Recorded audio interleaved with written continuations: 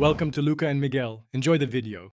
Start by preparing simple tools: a Phillips screwdriver, trim removal tools, and a pad to protect interior surfaces.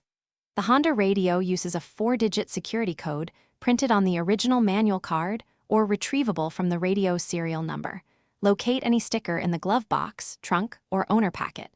If the face shows a code box labeled code or 0000, do not press random buttons. If the radio displays air count 2, then power cycle before further steps. There are 3 reliable retrieval options. Find the original factory code card, call a Honda dealer with your VIN and radio serial, or use a trusted online lookup requiring the radio serial. Dealers often charge a small fee or ask for proof of ownership, so have your title or registration ready.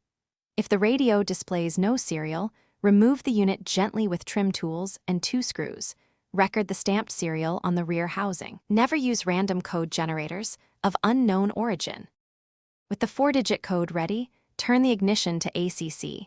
The display should read code or 0000. Enter the 4 digits using the preset buttons 1-6.